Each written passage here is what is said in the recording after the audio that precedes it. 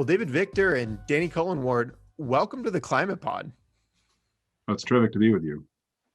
Thanks for having Well, us. yeah, thank you so much for being on. And Danny, I wanted to start with you. What made you guys want to write Making Climate Policy Work? It's a couple of things, really. I mean, personally, I've been bugging David to write a book with me for years, and he finally succumbed to unending pressure. But in all seriousness, I mean, what really brought us together on this project was the sense that both of us who've spent most of our careers working on issues in climate policy have watched this disconnect between what we see elites in the climate space talk about, that's policymakers, that's academics, it's the people who focus on this professionally, and what's actually going on and making a difference in emissions, both in public policy and in corporate strategy and procurement. And we watched that sort of gap diverge over time and realized there was a much bigger story there than I think our sort of mutual grumblings had initially led us to believe. And that's where the book came from. Yeah, and when you start looking closely at it, and we'll get into it in a little bit, there are all these really uncomfortable stories. There are these claims that have been made about cap and trade and carbon tax instruments that have beautiful theory behind them, and then the real world is totally different. There are all these companies that are out, for good reasons, trying to reduce emissions, say they're reducing emissions, and then when you look closely, it's a totally different story. And we've got to find some way to develop policy instruments that actually work, not just tactically, but work strategically, that they alter interests over time, they alter the deployment of capital, they alter ultimately the way firms and NGOs think about their interests, such that it becomes easier to be low carbon. And in the end of the day, that's what this book is about. And we wanted to do something that was engaged with the serious intellectual debates, but actually focused on the policy questions. So speaking to those two audiences. Mm-hmm. Well, I found the book fascinating because it really does contrast those theoretical benefits of markets with the real world problems that markets face as they're being designed, and consequently, the overall failure that these markets have been as an approach to reducing carbon emissions. Now, you spend the majority of the book talking about cap and trade markets in the EU and in the US. So, David, can you just briefly explain what cap and trade markets are, and then just tell us a little about the theoretical benefits that those markets should have in lowering emissions? Yeah, so the idea behind cap and trade is elegant and simple, and in its full form would seem to harness the power of the market, where government and firms don't really know what the right places are to reduce emissions. And so in effect, you delegate that decision to the market, and the price mechanism discovers this. And the idea is you put a limit on emissions, that's the cap, and then you create, in effect, a lot of property rights under that, emission allowances, not quite pieces of property in most cases. And firms are able to buy and sell those. And so in theory, the firms that find it easy to reduce emissions, that they're going to gain from that because they're going to have lower emissions and more of these property rights left over that they can sell to others. And so the market by itself, you fix the quantity, and then the market by itself figures out the price, figures out the marginal effort that's needed. And in the full-blown form, this would cover all the major emitting sectors of the economy. And everyone's known for a long time that some sectors are easier to administer than others. And those arguments, I think, are very well rehearsed.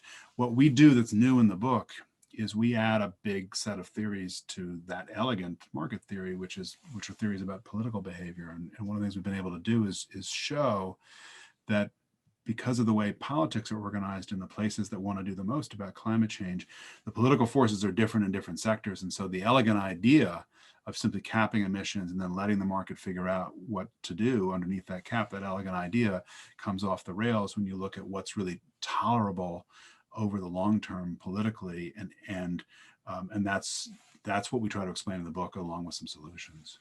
Mm-hmm. Why do you think that carbon markets have been the predominant solution over the last 40 years? Well, I think that just a little correction. I think they've been the predominant talking. Okay.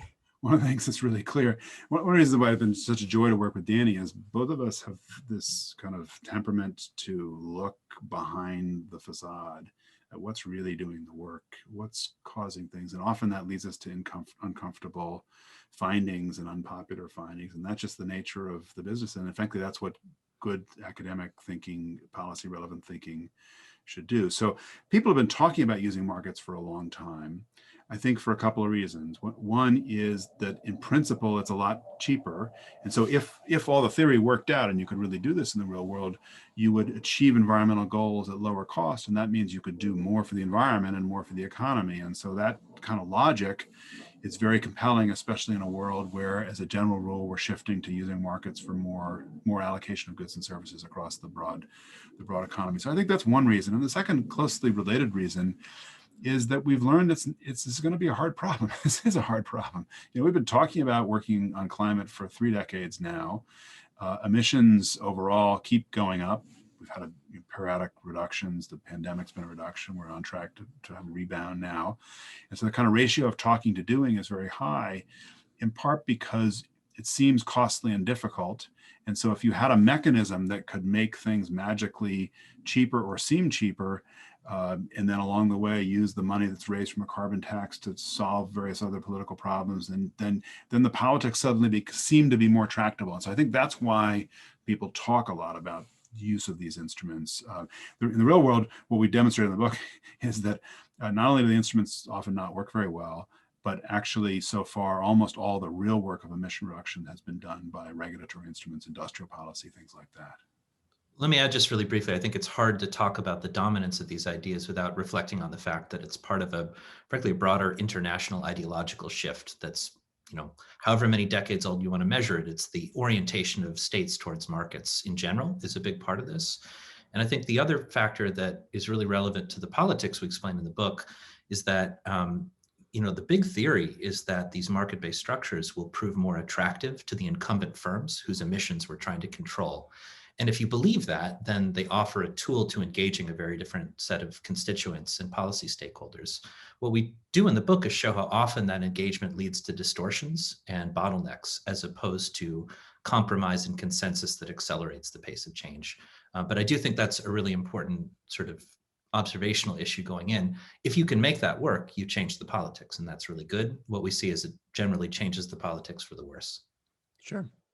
Yeah, I think it's probably not a coincidence that America's interest in combating climate change and this resurgence of neoliberal thoughts in Reaganism and Thatcher and kind of all that happened at the same time. So, markets seem to be the solution for everything over the last 40 years. And as we're finding out, that theory and a lot of that neoliberal logic has broken down significantly. And, cap and trade markets, I think, are just one example of that. So I'll flag this as maybe an important point for your listeners. We tried to write this book in a way that's agnostic to some of those questions. And, Sure. And I'll say, personally, I'm much more sympathetic to that point of view. David can speak for himself, but I think we actually brought very different sort of political perspectives to this project. And one of the things that's important to know about the book is it doesn't assume that markets don't work. It takes the premise as given that if you could make markets work the way theory suggests they should, that would be good. Sure. And part of the point there, it's a nuanced point, but if you are somebody who likes markets, this is an argument you need to pay attention to. If you are somebody who's already rejected markets for different reasons, this is a systematic way of thinking through the manifestation of that problem here. And I found, recently I've just been noticing there's a lot of people who are really serious proponents of this stuff who I think are having a really hard time engaging sometimes with critics who aren't attacking the premise of their work, but the application of it. And this is really meant to be an evaluation of the evidence, not a sort of all markets are bad all the time, you should never do markets. Yeah, and this is an area where Danny and I had come to the study with different priors, because I would say more market-oriented, more globalist, more kind of inclined, hopefully with evidence, to see the power of these instruments. And yet in this area, where the markets are highly political and where, frankly, the integrity of the market depends on the political support for the way the rules are set up and so on, the politics are vitally important. And the big failing has been the lack of coherent theories of politics or political economy to inform how the markets get designed in the real world. And that's, to Danny's point, that's the application problem. Mm-hmm. Yeah, one of the kind of theories around these cap and trade markets is that the more sectors that you're able to include, the more efficient the market First, what's the theory behind that? Can you explain that a little bit? So it's really simple, and I think it's totally correct. So the idea is if you cover more sectors, you have a broader scope of the economy that's subject to this efficient structure. You've set a hard limit on emissions and you let the market discover the cheapest way to get emission reductions done. The more places you have to look for emission reductions, the greater the chances you'll find something cheaper and better. And we have absolutely no problem with that logic. We think it's impeccable.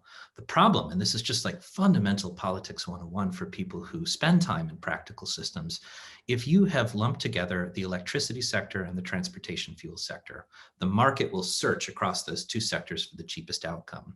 It also means the political sensitivity of the more sensitive sector will constrain what is possible to get done in a negotiation, because in a market that covers multiple sectors, you have one price that applies to all the sectors. And so all of the people who are affected by that price negatively raise their hands and say, I have a problem, and they fight back. And the more of those people you include, the harder your problem gets, even if the theoretical efficiency benefits grow in tandem with that exercise. So it's kind of like a lowest common denominator outcome. Yeah, and this is what, in some sense, what we do in the book is we draw out these big tensions between theory and practice. So this is one where the policy advice is to do almost the exact opposite of what everybody's been saying to do for decades now, which is you need to zero in more and design policy instruments to work sector by sector. A lot of those policy instruments aren't going to be market instruments, and where you're using market instruments, you want to design the market instrument so that the politics of this sector don't contaminate the politics of that sector. And pretending that all of this is a problem of political will, if people would just pull up their bootstraps and buckle up and get politics out of the way, that's a cop-out, because those are real forces in modern life and life generally. And we've got to making climate policy work means making it work in the real world. Well, Let me give you just a quick practical example of what this means, because we're kind of talking abstractly. But let's talk about California's cap and trade program, which covers something like 75% of the state's emissions. It includes electricity and includes transportation fuels. And let's talk about California's commitment to a zero carbon grid under a bill called SB 100.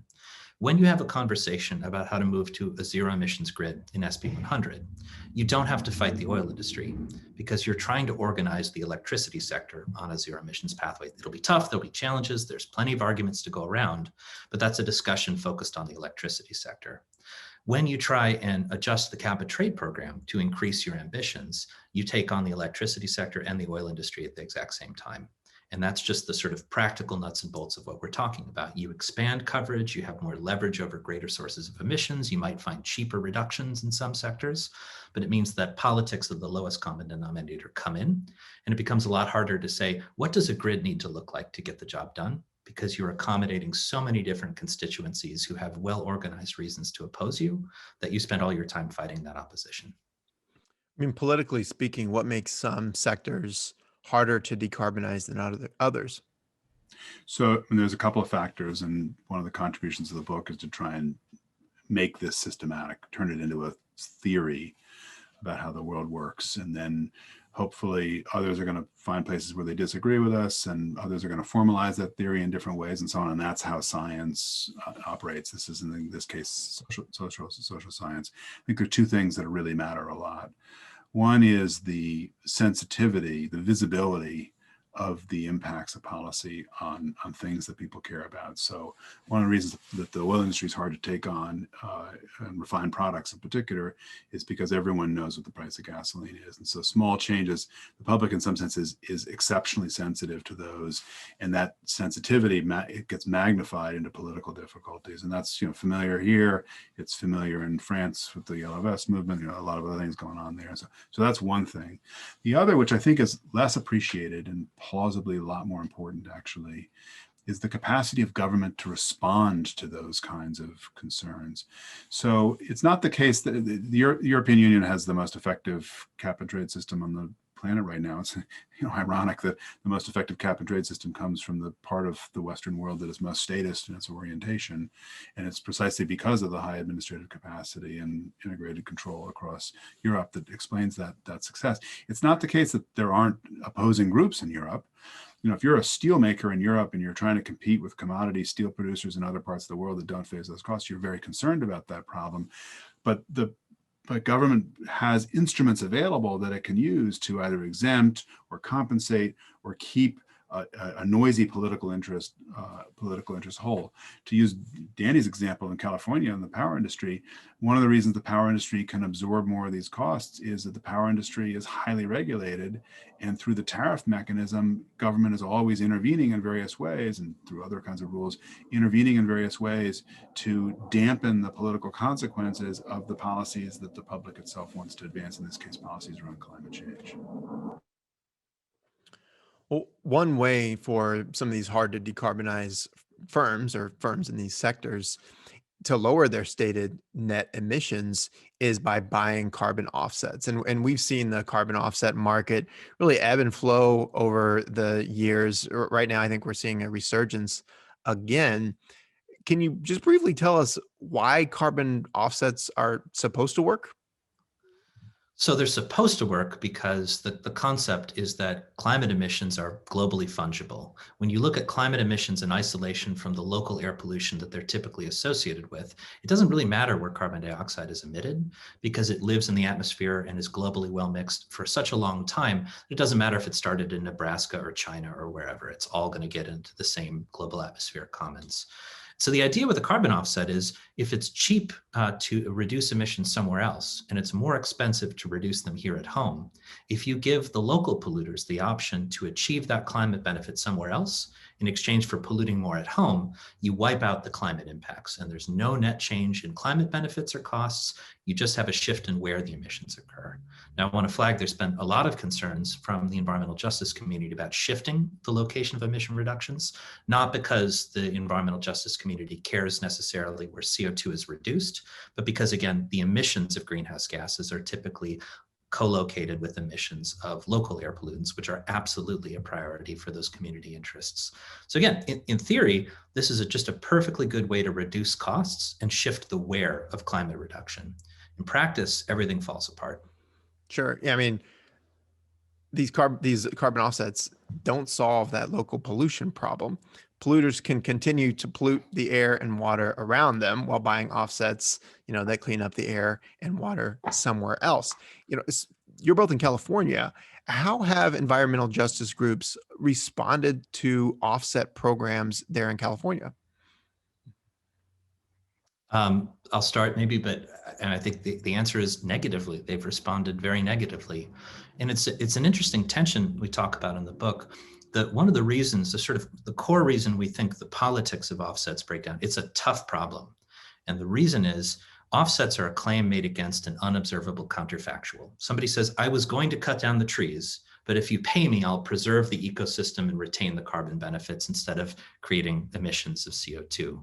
And we'll never actually know whether or not that was the case. We can't see the counterfactual scenario. So it's a very difficult problem to tackle. And people imagine that really competent regulators with the support of environmental nonprofits and so forth, they're going to throw every resource that's needed at this complex problem, really do their best job to get it right. And in practice, what we see is that the people who buy offsets in these programs, in these compliance programs, they're the incumbent industries, and they're not particularly concerned with quality. They want volume and low prices. Meanwhile, the regulators are understaffed, and many of the environmental groups you would think are supporting these issues are actually looking to channel the revenues of offset protocols to various dedicated preferences they have. They sort of seek to capture those rents. Now, the reason I'm talking about all this political economy is because the environmental justice community is one of the communities that has seen through the mirage of offsets earliest and most often. And the irony is because they have been so critical of these issues, they're also basically without access to political levers of power from the people who are implementing these systems. They are so far outside the coalition that their concerns are often ignored.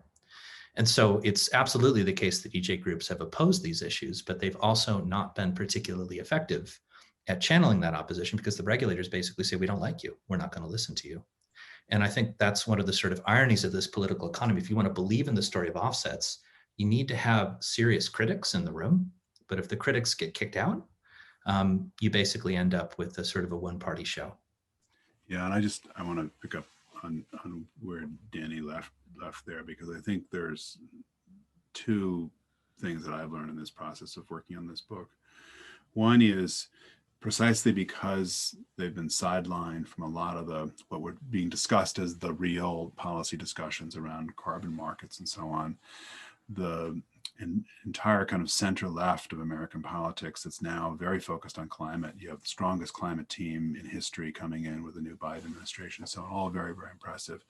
There's still a bit of a blind spot, and a dangerous blind spot, about the shift in American politics and the role of environmental justice communities, the role of communities of color that are looking at climate through a different kind of lens. And the more that the kind of mainstream folks, and this is criticism to me as well, as a kind of center left person around climate, the more they underappreciate that, the more the politics are going to get wrong, and we're going to grab onto third rails and potentially really blow a big opportunity. So that's one thing that I think is going on here. The second I just want to pick up on this counterfactual issue. We come to a fairly extreme position in the book about offsets, which is don't do them, except in extreme high quality and frankly much more expensive circumstances.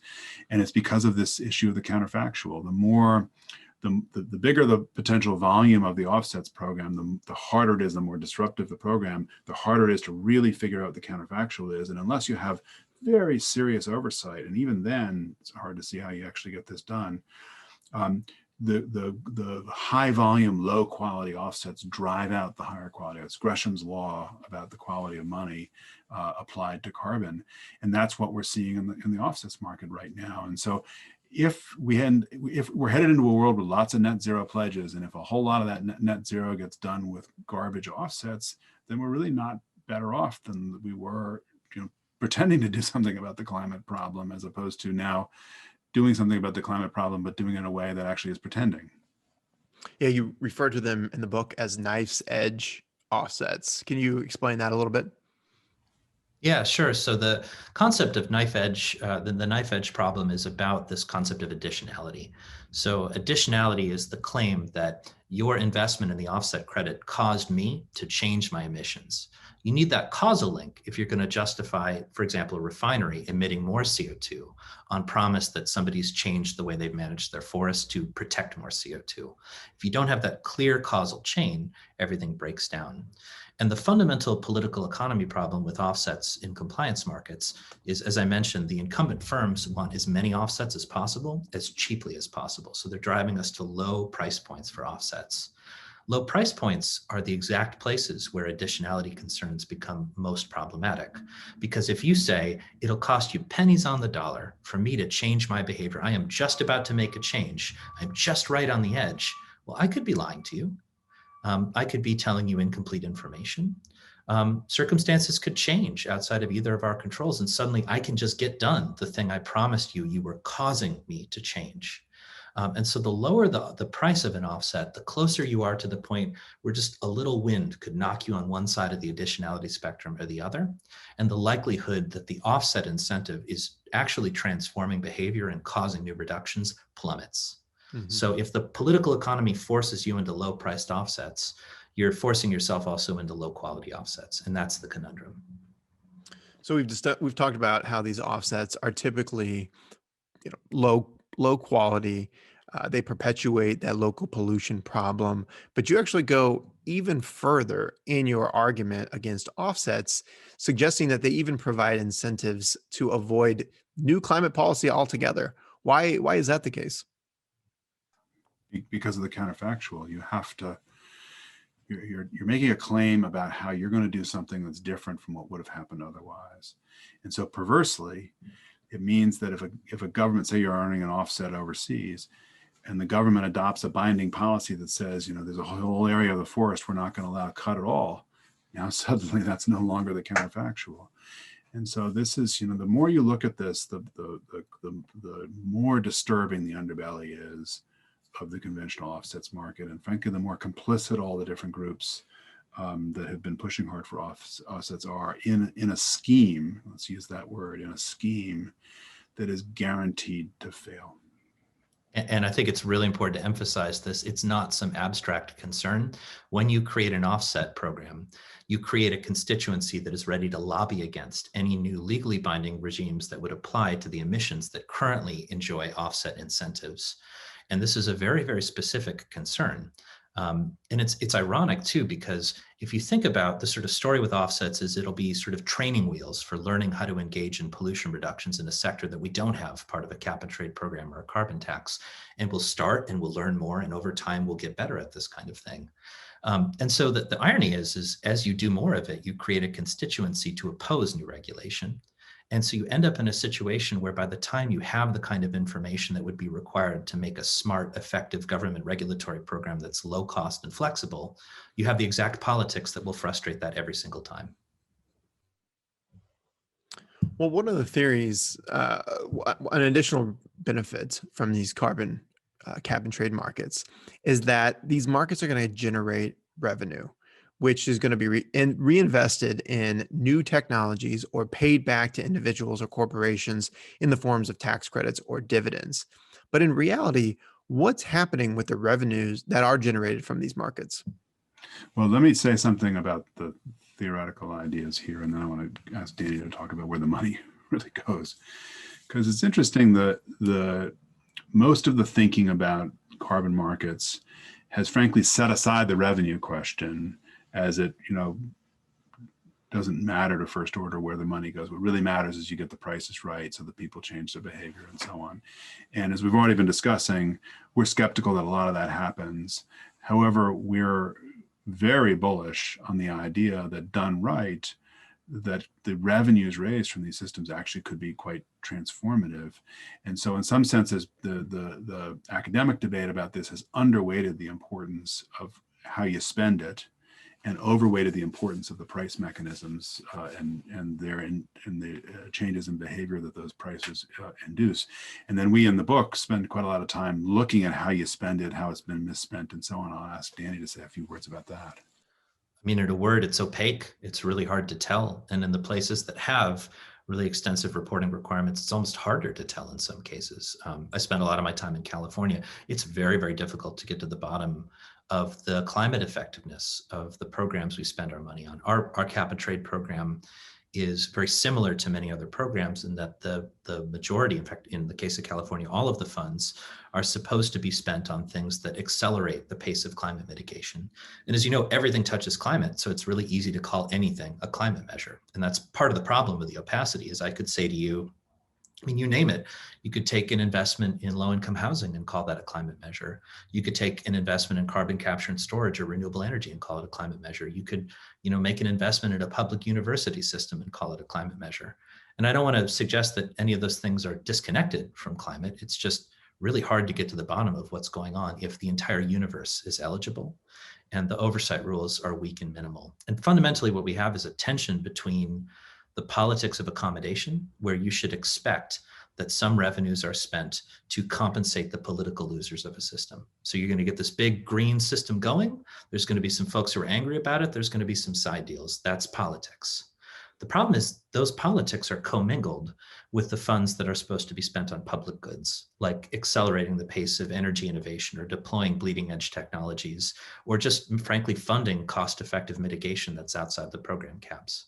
So that opacity has led to this sort of mismatch where the pork outcompetes the substance. And it's one of the things we think folks need to pay close attention to, precisely because if these systems are done well, you could use them to fund really significant public expenditure programs that otherwise don't have a natural funding source. Yeah, one of the big takeaways that I had from the book is that kind of separation of budgets, that that where that revenue comes from into into both the long shot investments, as well as really doubling down on those low marginal cost solutions that could have a lot of significant impact right now. And I found this similar to the loan guarantee program and the ARPA-E set up by the Obama administration under the Recovery Act. Would you say those were successful applications of your theory? Yes. So this is what we're arguing for in the book is basically good public finance, strategic public finance oversight of substantial funds that are now being raised from these programs. And if the programs are designed better, so more use of tax-like instruments, less cap and trade, the record is that they actually raise even more money. So you really need to get the rules right before you get too many vested interest groups, all aligned around the pork. And so that means, what does that mean in practice? It means clarity about where the money, the sources and the disposition of the funds, clarity about purposes. That's, we have to separate the funding mechanisms so that the money that's used to offset different interest groups and so on is not commingled with money that's used for transformative investments. And then you have to get better at spending large public resources effectively. But I think the great news, one piece of great news in the climate world, is that over the last few decades, governments, including the United States government, have actually gotten much better at doing these big market interventions. We're not perfect, but the loan guarantee program is a great example of that. ARPA-E is a phenomenal example of that. These are programs where their critics look at an individual loan, Solyndra, for example, and they say, hey, this is a failure. But when you look at the portfolio as a whole, the performance of the portfolio, and all that matters is the portfolio. And actually, the more risks you take, the more important it is to have this portfolio perspective, because you want to be backing lots of different risk, ideally uncorrelated risks in the same domain. The more you look at the portfolio overall, the more impressive the record is. And so actually, I think the institutions are coming into place, but you got to have that machinery to spend the money effectively. Otherwise, it's just the Wild West, and then the money, not surprisingly, gets squandered. And a key part of this is you need good government for government to work well. And I lived the first clean tech bubble in Silicon Valley. And I mean, the loan guarantee program just cleaned the clocks of a lot of private investors in terms of its quality and its outcomes. And I think we need to recognize that. The problem is if the revenues in these carbon programs are basically being doled out to narrow special interest groups that are basically just trying to divert funds to their own specific pet projects, you're never going to get things that look like the loan guarantee program or ARPA-E in an environment where those are the most concentrated and well-represented interests in revenue negotiations. I want to talk a little bit about what that good governance looks like. You talk about experimentalist governance as this solution, as the way that government can learn to develop and design these policies better. Can you explain what experimentalist governance is? Yeah, so this is the idea that quite often there are strong commitments to solve a problem, and nobody really knows what to do.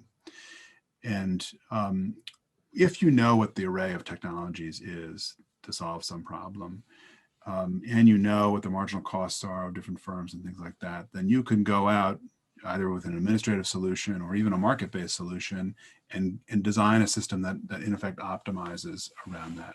And there are some parts of the energy business, the emitting business, that are like that today. So getting more renewable power into the electric power system, where this is a mature industry, costs of capital are low, returns are low, but they're competitive. That works. Most of the climate problem, though, is not like that. It's over the horizon. It's transformative investments that, as you demonstrate that they work, then that changes the fact pattern for everybody else, and they see, hey, we can do this. So that means thinking about decarbonizing the steel industry separately from plastics and a variety of other functions. And so in that world where you're trying to make these transformative, pushing the technological frontier or pushing how new technologies get contextualized inside systems, that's the world of experimentalism. And this really goes back to work that Chuck Sable at Columbia Law School has done with a number of other colleagues. I'm doing some work on this with Chuck in a new book that'll come out later this year from Princeton University Press. But the logic here is you want to expose firms to the pressure to change, that the status quo has to be destabilized. And then the way they solve these problems is firms and governments go in fact, invest in a whole series of experiments. That's why ARPA-E works, is that ARPA-E operates in a way that is neither purely public nor purely private, and it operates by investing in a portfolio of frontier activities, kind of at the emulsion of the frontier, that then pushes out the frontier technologically, in the case of ARPA-E, and makes new things possible. And that's the argument we're making in the book, is that this is, for many elements of the economy, this is how to cause the transformations that are going to be necessary for deep decarbonization.